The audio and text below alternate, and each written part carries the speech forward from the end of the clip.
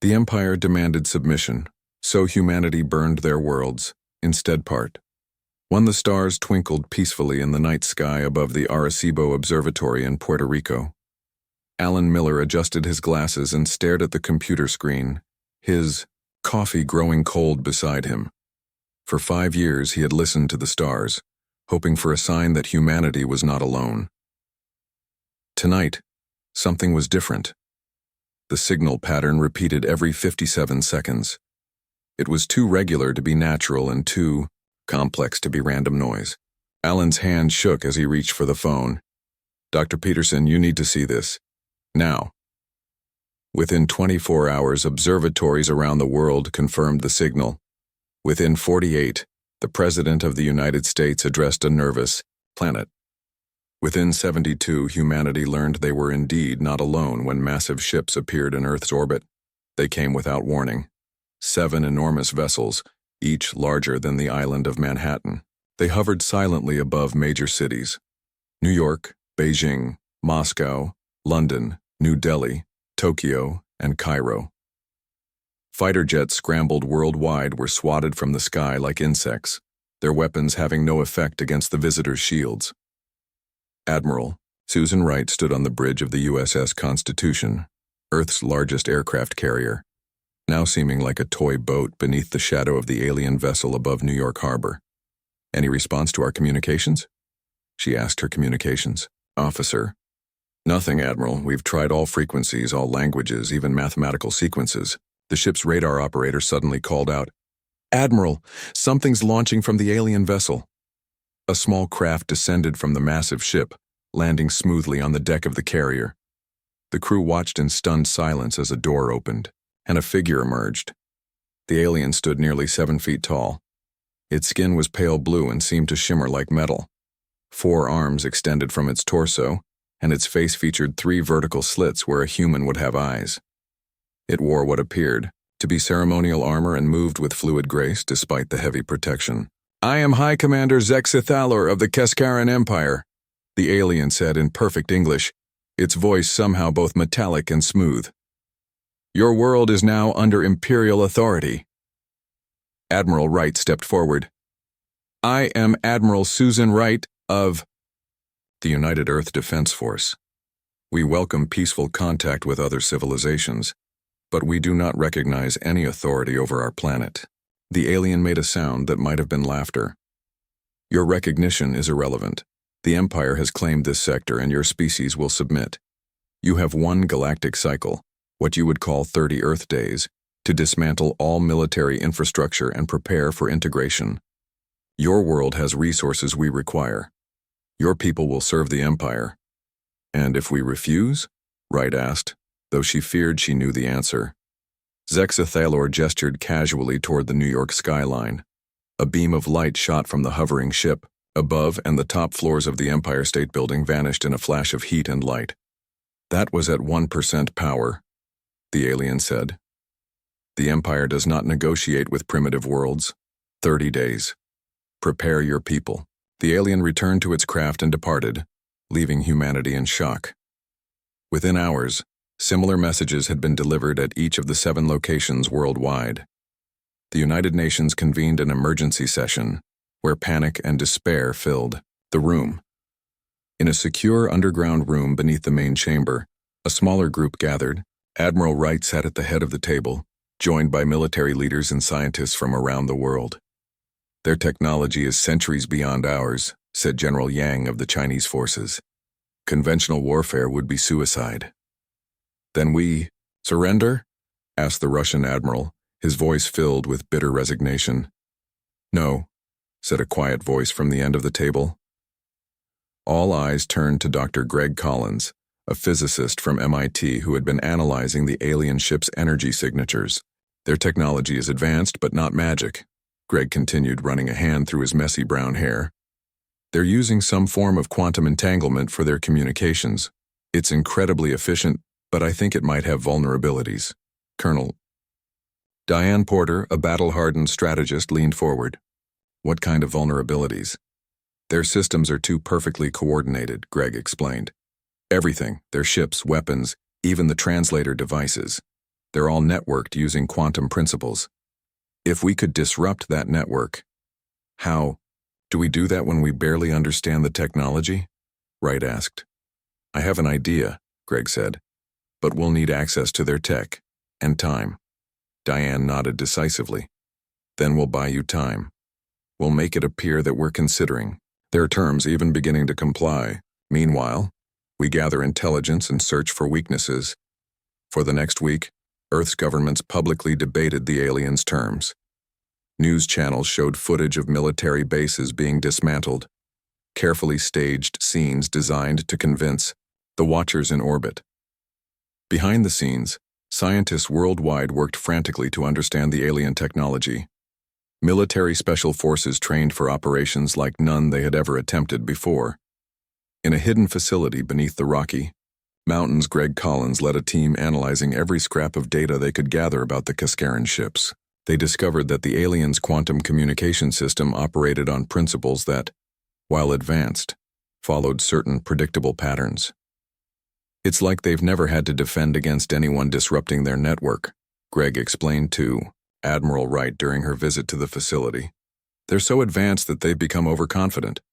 Can you exploit this? She asked. Greg nodded slowly. Maybe, but we need more data, preferably direct access to their systems. That same day, on the other side of the world, Major Frank Martinez led a small team of Special Forces operators across the Australian outback.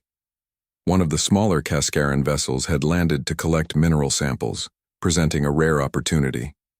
Remember, Frank whispered to his team as they approached the alien craft under cover of darkness. We're here to gather intelligence, not to engage. If we're discovered, abort immediately. The night ended with 3 of Frank's 8-person team dead, but they managed to extract crucial information and several pieces of alien technology before escaping. When the stolen tech arrived at Greg's facility, the physicist's eyes lit up. This is exactly what we needed, he said, carefully examining the alien devices. I think we can create a disruption field that will temporarily disable their quantum network. As the deadline approached, Lisa Howard, a brilliant engineer who had been working with Greg, developed a prototype device that could interfere with the Cascaran communications. The first test knocked out power to half the facility, but it worked. We need to get these devices close to their main ships, Lisa explained during an emergency meeting with Earth's leadership. They have limited range. Admiral Wright looked around the room at the determined faces of humanity's best and brightest. 25 days had passed since the ultimatum. In 5 more, they would have to show their hand. Then we'll need a plan to get them in position, she said firmly. Something they won't expect. As night fell across a fearful Earth, the last pieces of a desperate counterattack began to fall into place. Humanity would not submit, and the Empire was about to learn just how dangerous cornered humans could be. The Empire demanded submission, so humanity burned their worlds instead. Part 2. Greg Collins hadn't slept in 3 days. His eyes burned as he stared at the alien device spread across his workbench. The hidden facility beneath the Rocky Mountains hummed with activity as scientists and engineers worked around the clock. Their deadline was now just 4 days away. You should rest, Lisa Howard said, placing a cup of coffee next to him. Her dark hair was pulled back in a messy ponytail and shadows hung under her eyes. Greg shook his head. Can't. Not yet. He pointed to the disassembled Cascaran communicator. Look at this. Their quantum network doesn't just transmit information. It actually shares processing power between all connected devices. It's why their ships move in such perfect coordination. And why disrupting it could cripple them, Lisa finished. She picked up a small circuit board with glowing blue components. The prototype is ready for another test. Down the hall in a sealed chamber, they placed the alien device inside a clear box. Lisa connected her disruption prototype to a power source and nodded to Greg. 3, 2, 1. Greg pressed the activation switch. The alien device sparked and went dark, but this time the lights in the facility remained on. Lisa checked her readings and broke into a tired smile. Contained disruption field, no collateral effects. We've done it. Greg's celebration was more subdued. It works on a single device, in a controlled environment. But to take down their fleet, he ran his hands through his messy hair. We need a way to deploy these near each of their major ships simultaneously. The intercom buzzed. Dr. Collins, Ms. Howard, Admiral Wright, is requesting your presence in the command center. When they arrived, the command center was filled with military and political leaders from around the world. Admiral Wright stood at the front of the room beside Colonel Porter and Major Martinez, who had returned from Australia. We have a plan, Admiral Wright announced. The Cascarans have demanded a formal submission ceremony. They want Earth's leaders to come aboard their flagship to sign surrender documents in 3 days. Perfect opportunity for an ambush, Martinez said, his face still bearing scars from the Australian mission. Colonel Porter nodded. We'll use the ceremony as cover to get our people and devices aboard their ships. But we need to know, will your disruptors work? They work, Lisa confirmed. But they have limited range. We'd need to place them throughout each major ship to effectively disable their fleet. That's where my team comes in, Martinez said. We've been studying their ship layouts based on the data we retrieved. We think we can place teams disguised as maintenance workers or service staff. For the next 2 days, they refined the plan. Earth's governments continued the charade of preparing for surrender. Military bases were emptied, their personnel and equipment moved to hidden locations. Civilian evacuations from major cities were disguised as reorganization efforts in preparation for imperial rule. On the evening before the submission ceremony, Admiral Wright addressed the combined strike teams. What we're attempting has never been done before, she said to the room of soldiers and scientists. We're facing an enemy with vastly superior technology and firepower, but they've underestimated humanity's resourcefulness and determination. She looked around at the faces of men and women who might not survive the next day. Many of us will not return from this mission. I will be leading the diplomatic delegation aboard the flagship, placing me in position to create a distraction, if needed. Colonel Porter will coordinate from Earth. Major Martinez will lead the primary insertion team. The room was silent as the weight of her words sank in. Get some rest, she concluded. Tomorrow we either secure humanity's freedom, or we fall trying. That night, in cities across the globe, people looked up at the massive alien ships looming in the sky. Most believed tomorrow would begin their life under alien rule. They didn't know that inside bunkers, caves, and hidden bases, humanity was preparing to fight back. Dawn broke clear and cold over New York Harbor. Admiral Wright stood on the deck of a small civilian vessel approaching the alien flagship. She wore a formal military uniform adorned with medals and ribbons. With her were 30 other delegates, world leaders and high-ranking officials, each playing the role of defeated representatives. Hidden among them were members of Martinez's team, disguised as aides and assistants. Each carried components of disruption devices concealed in diplomatic cases and personal items. A tractor beam captured their boat, lifting it into the enormous belly of the Cascaran flagship. They emerged in a vast docking bay filled with alien craft and bustling with activity. High Commander Zex Thalor greeted them personally, towering over the human delegation. Admiral Wright, the alien said, I am pleased to see your species has chosen the path of wisdom rather than extinction. Wright forced a smile. We are practical people, Commander. Indeed. Follow me to the ceremonial hall. The representatives of other conquered worlds await to witness your integration into the Empire. As they were led through the massive ship, Martinez's team noted key locations, power junctions, communication hubs, security stations, all targets for their devices. In the ceremonial hall, representatives from a dozen alien species watched from elevated platforms. Some looked on with pity, others with indifference. Wright noticed that many appeared thin and worn, their postures suggesting long subjugation. Zex Thalor took his place on an elevated throne. Today marks the 1457th world to join the glorious Cascaran Empire. Bring forth the submission documents. The plan called for the devices to be planted during the lengthy ceremonial proceedings. Wright needed to keep Zex Thalor's attention focused on her.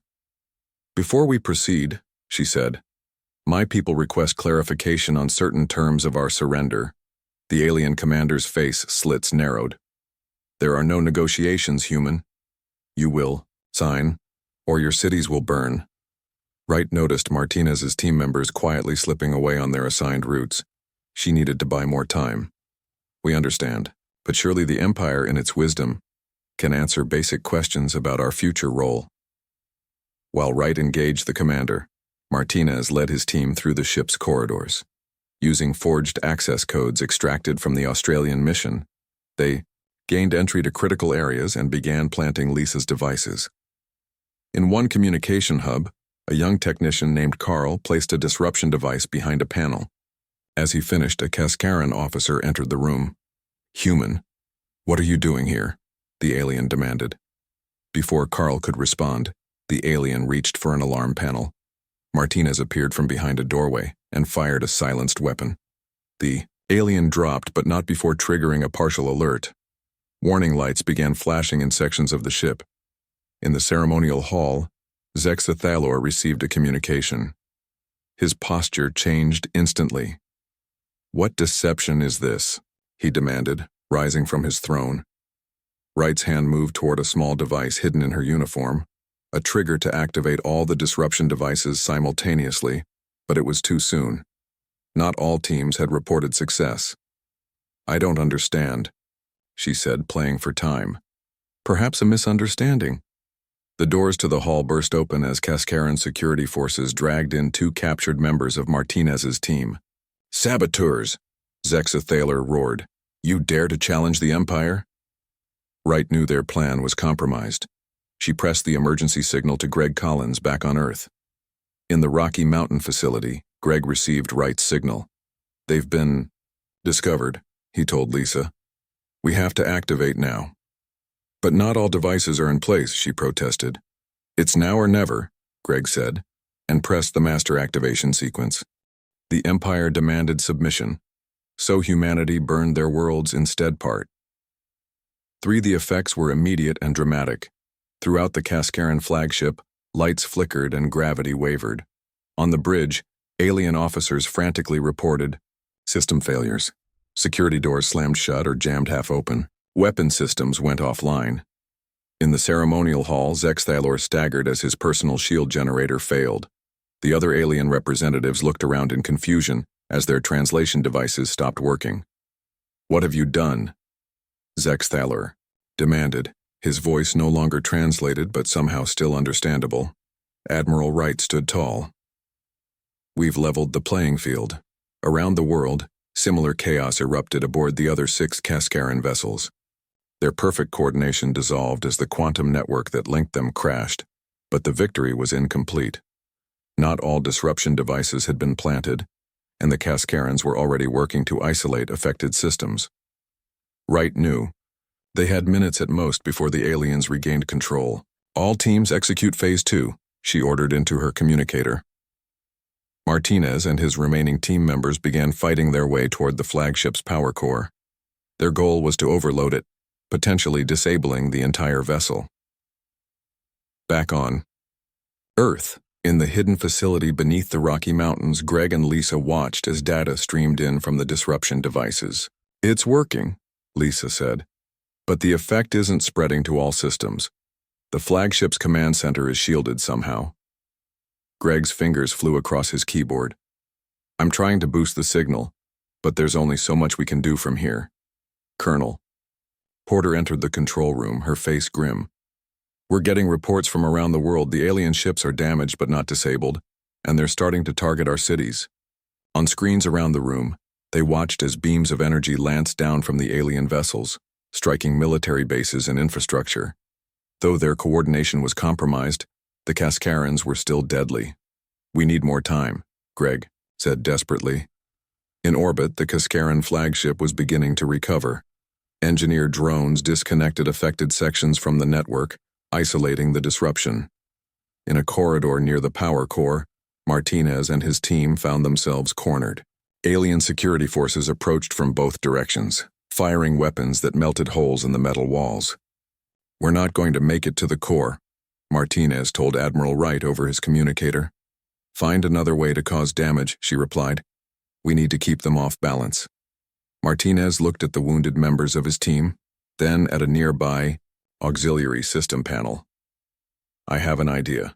Cover me. While his team provided covering fire, Martinez planted their remaining disruption devices directly on the ship's atmospheric system.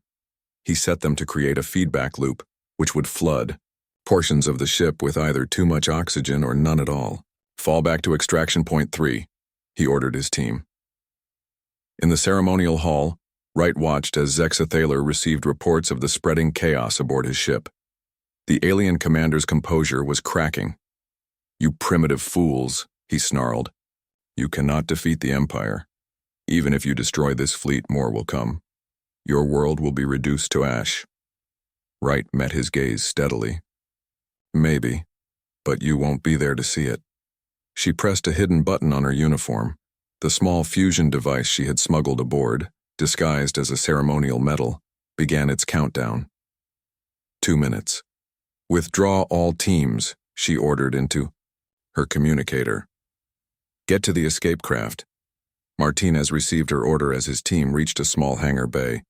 What about you, Admiral? I'm staying to ensure the mission succeeds, she replied calmly. That's an order, Major. Get our people home. Martinez hesitated, then nodded to his team. They commandeered a small Cascaran shuttle, forcing a captured alien engineer to help them operate it. Throughout the flagship, human operatives fought their way to escape routes. Many didn't make it, cut down by Cascaran security forces or trapped by failing systems. In the ceremonial hall, Wright watched the countdown on her small wrist display. 1 minute remaining. What are you planning?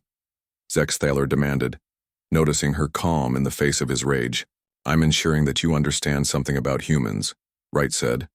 We don't submit. Not to tyrants, not to empires, not to anyone who threatens our home. Around the world, the other Cascaran ships continued their assault on Earth. Cities burned.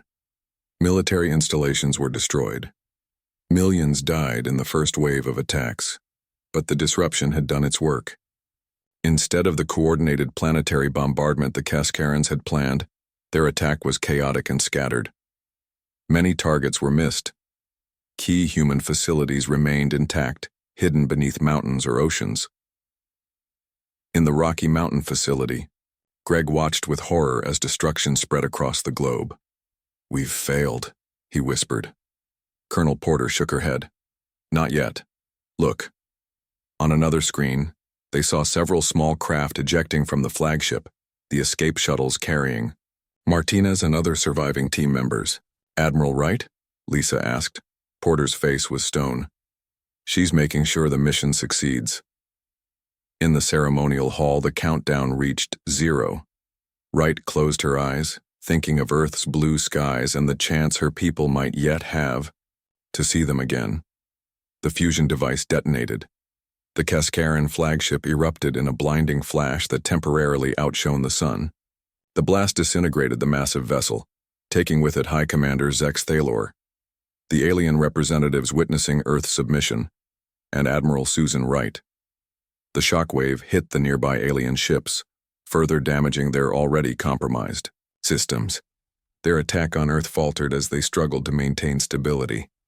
In Martinez's stolen shuttle, the survivors watched the explosion through the rear viewport. She did it, one of them whispered. Martinez nodded, his face grim. Now, we have to make sure her sacrifice wasn't in vain. He turned to the alien engineer they had captured. Tell me how to fly this thing properly. We're heading for the New Delhi ship. The alien stared at him with fear and bewilderment. What do you hope to accomplish? You've only delayed the inevitable. The Empire will send more ships. Maybe, Martinez said.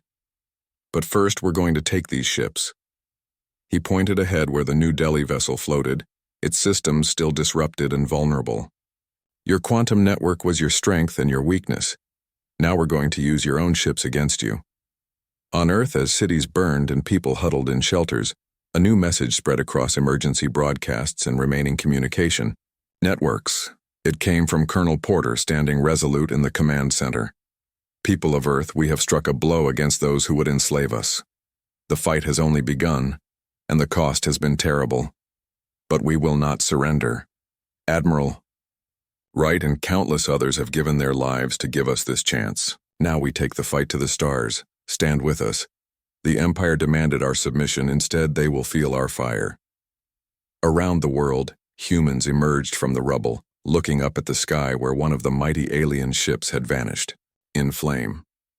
The others listed awkwardly, their perfect formation broken, and approaching the New Delhi ship, a small stolen shuttle carried the seeds of humanity's counterattack. The Empire demanded submission, so humanity burned their worlds instead. Part 4. 3 days after Admiral Wright's sacrifice, Major Frank Martinez stood on the bridge of the Cascaran vessel formerly positioned above New Delhi. The alien crew had been contained in the ship's lower levels. Human engineers and scientists worked at control stations, learning the vessel's systems with the help of Greg Collins, who had been shuttled up from Earth.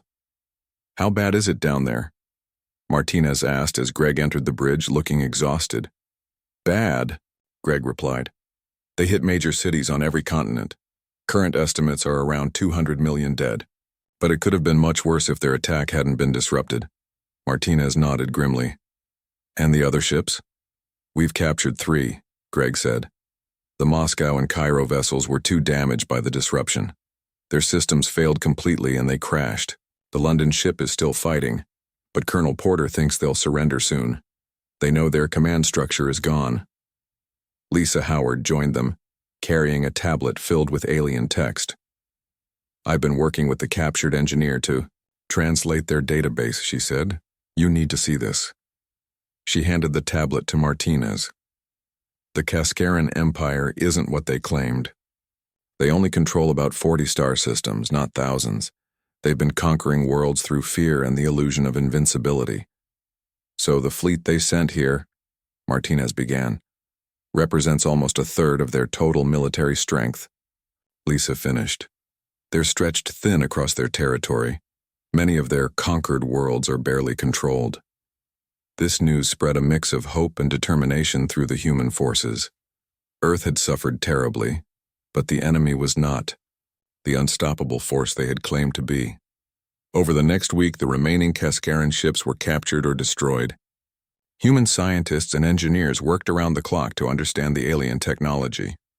The disruption devices that Greg and Lisa had created proved key to the victories, allowing human forces to neutralize alien advantages.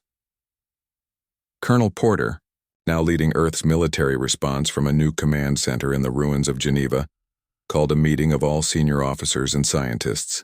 Martinez attended via secure communication from his captured ship, which humans had renamed Freedom's Dawn. "We have a decision to make," Porter said to the assembled leaders. "We've repelled the immediate threat, but according to the data we've recovered, the Cascaran Empire will eventually send more ships when they realize this fleet has failed." An aging general spoke up. "Our world is in ruins. Millions are dead. How can we possibly think about anything beyond rebuilding? Because if we only rebuild, we'll be destroyed when they return," Porter replied firmly. "We need to take the fight to them before they can regroup." Greg stepped forward. "The captured ships have given us access to their star maps and faster-than-light drive technology. We could reach Cascaran space in approximately 3 months. "With what force?" the general demanded. "We have only 4 of their ships." 4 ships they never expected us to be able to capture or control, Lisa pointed out. "And we've learned their weaknesses. Their entire military is built around perfect coordination through their quantum network. We've proven that can be disrupted." Porter nodded. "I'm proposing Operation Firewall. We use the captured ships to lead a strike force to Cascaran Prime, their homeworld. Our goal isn't conquest. It's to force them to recognize Earth as too costly to attack again." The debate raged for hours. Some argued that Earth needed all resources for recovery. Others insisted that the only safety lay in ensuring the Cascarans could never threaten them again. In the end, Porter's plan was approved. For the next 3 months, human engineers and scientists worked to retrofit the captured Cascaran vessels. Greg and Lisa developed more powerful disruption weapons specifically designed to target the aliens' technology. Martinez, now promoted to colonel, was given command of the strike force. Freedom's Dawn would lead the four-ship fleet, carrying Earth's best and brightest on humanity's first mission to another star system. The night before the fleet's departure, Martinez stood in a viewing room aboard Freedom's Dawn, looking down at the scarred surface of Earth. Wildfires still burned across vast areas. Great cities lay in ruins. The oceans were darkened with ash. Greg joined him, carrying 2 cups of coffee. "Thinking about tomorrow?" Greg asked. Martinez nodded. "Wondering if we're doing the right thing. Earth needs us here to help rebuild." "Earth needs us to make sure this never happens again," Greg said. "The best scientists and engineers are staying behind. Lisa is coordinating the reverse engineering projects they'll rebuild. We need to make sure they have the time to do it." "How's the new weapon coming along?" Martinez asked. Greg smiled slightly. "We're calling it the Sunfire. Based on what we've learned from their tech, we can use it to create targeted solar flares from a star. If deployed near Cascaran Prime's sun, we could selectively burn their military installations without harming civilian areas." "Let's hope the threat is enough," Martinez said. "I've seen enough death." The next morning, Earth watched as the 4 captured alien vessels rose from their positions around the planet. Inside each were crews of humans, soldiers, scientists, and engineers heading toward the stars to protect their home. Colonel Porter stood in the Geneva Command Center, watching the ships grow smaller on the display. She sent one final message to the fleet. "Remember why you fight. Not for vengeance, though we have cause. Not for conquest, though we have means. You fight for Earth, for those who died, and for those who remain to rebuild. The Empire thought us weak. Show them how strong humanity can be." In his command chair aboard Freedom's Dawn, Martinez received the message. He looked around at his crew, humans operating alien technology with growing confidence. "Set course for Cascaran Prime," he ordered. "Maximum speed." As the ships accelerated away from Earth, they engaged their faster-than-light drives. In flashes of blue light, humanity's first interstellar fleet vanished from the solar system, bound for enemy territory. On Earth, Colonel Porter turned her attention back to the enormous task of rebuilding. Cities needed to be reconstructed. Farmland had to be reclaimed from ash and ruin. Millions of refugees required homes. But for the first time since the alien ships had appeared in Earth's skies, there was hope. Humanity had faced extinction and survived.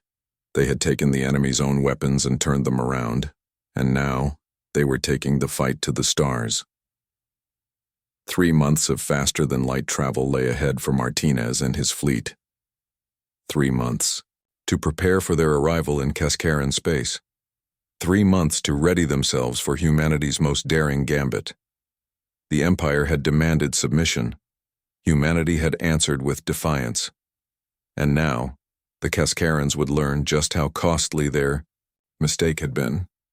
The Empire demanded submission, so humanity burned their worlds. Instead, Part 5. The Cascaran home system came into view on Freedom's Dawn's main screen. 7 planets orbited a yellow sun, with the third being Cascara Prime. Even from a distance, the humans could see the planet was heavily developed, with orbital stations forming a defensive ring around it. "They've detected us," reported the sensor officer, a young woman named Amy, who had quickly mastered the alien technology. Martinez nodded. "As expected, open a channel using their protocols." The communications officer worked at his station. "Channel open, sir." Martinez stood tall. "This is Colonel Frank Martinez of Earth. We wish to speak with your leadership." There was a long pause before a response came. The screen showed a blue-skinned Cascaran with elaborate armor and facial markings. "I am Supreme Regent Valthorex of the Cascaran Empire. You operate stolen Imperial vessels. Surrender immediately or face destruction." Martinez remained calm. "We captured these vessels after your invasion fleet attacked our world. We're here to deliver terms, not to surrender." The alien's face showed what might have been disbelief. "Terms? You are a primitive species with stolen technology you barely understand. You have no position to offer terms." "We understand enough," Martinez replied. Enough to destroy your flagship. Enough to capture 4 of your ships and enough to find our way here. He paused. We know the truth about your empire, Regent. We know it's smaller than you claimed. We know many of your conquered worlds are on the edge of rebellion. The Regent's facial slits narrowed. What do you want? To establish boundaries. Earth and its solar system are off limits to the Cascaran Empire. Additionally, you will provide reparations for the damage your forces caused. The Cascaran leader made a sound that might have been laughter. You come with 4 ships and demand reparations? Our home defense fleet numbers 30 vessels. Your journey has been wasted, human. The screen went dark as the Cascaran cut the transmission. Greg, who had been standing off to the side, approached Martinez. They're mobilizing their defense fleet, multiple ships moving to surround us. Martinez nodded. Just as we expected. Begin Phase 1. Throughout the 4 Earth vessels, crews moved with practiced precision. The ships spread out into a diamond formation as Cascaran warships approached from all directions. They're powering weapons, Amy reported. Hold position, Martinez ordered. Wait for them to get within disruption range. The Cascaran ships closed in, their formation perfect, just as the invasion fleets had been over Earth. They still relied on their quantum network for coordination. Now, Martinez said when the enemy vessels were optimally positioned. From each of the 4 human ships, advanced disruption fields activated, far more powerful than the prototype devices that had saved Earth. The effect was immediate. Throughout the Cascaran fleet, ships lost power and drifted out of formation. Some collided with each other as their navigation systems failed. Phase 2, Martinez ordered. Freedom's Dawn accelerated toward Cascara Prime, weaving through the disabled enemy vessels. The other 3 Earth ships maintained their positions, keeping the disruption field active. They're recovering faster than expected, Greg warned, watching readings from the Cascaran ships. They've learned from what happened at Earth. We just need enough time, Martinez said. Target their orbital defense platforms. Freedom's Dawn fired precisely targeted energy beams at the orbital stations around Cascara Prime. One by one they went dark or exploded in brilliant flashes. The ship faced return fire, but most missed due to the disruption field affecting targeting systems. Open a channel to the Regent, Martinez ordered. The Cascaran leader appeared on screen again, his composure cracking. Stop this attack immediately. We haven't even started attacking yet, Martinez said calmly. We're simply removing your ability to threaten us. Now, about those terms. We will never submit to a primitive species, the Regent shouted. Martinez's expression hardened. Then you leave us no choice. We didn't come here seeking war, but we will end one. He nodded to Greg, who activated a special console they had installed on the bridge.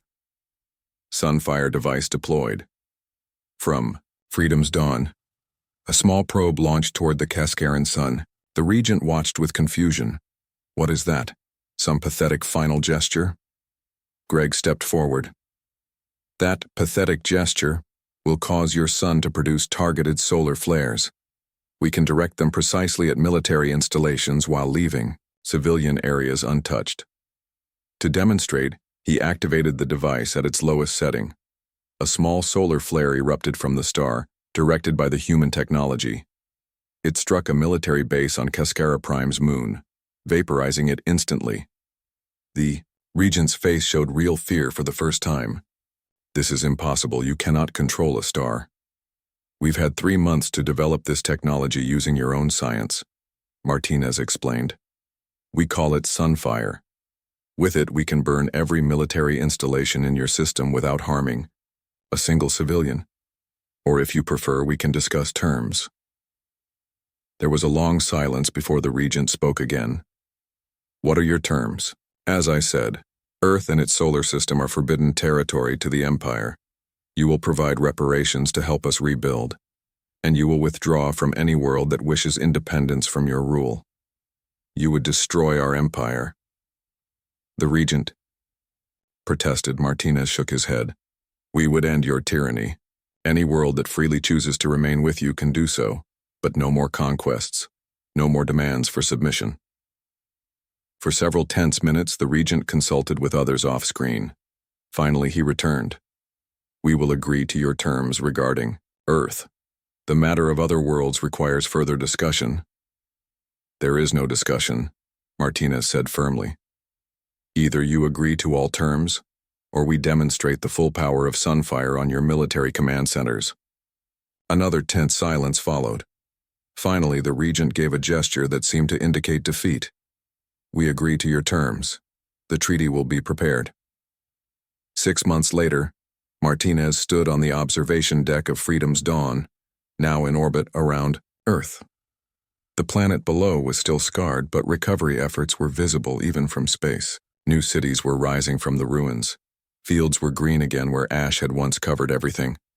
Greg joined him along with Lisa, who had come up from Earth to meet the returning fleet. The Cascarans are honoring the treaty, Lisa reported.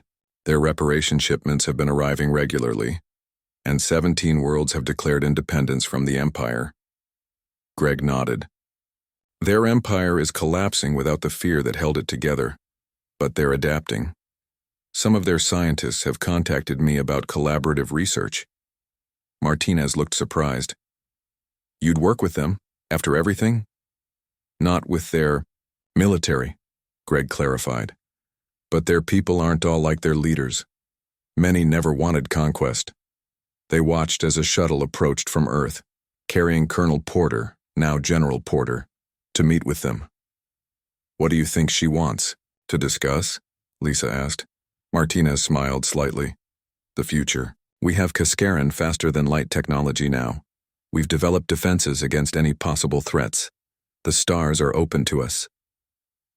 As Porter's shuttle docked, the three of them moved to greet her. They had gone from fighting for survival to looking toward a new era for humanity. The Empire had demanded submission. Humanity had brought fire to their worlds instead. And from those flames, a new future had been forged, not just for Earth, but for all worlds that yearned to be free.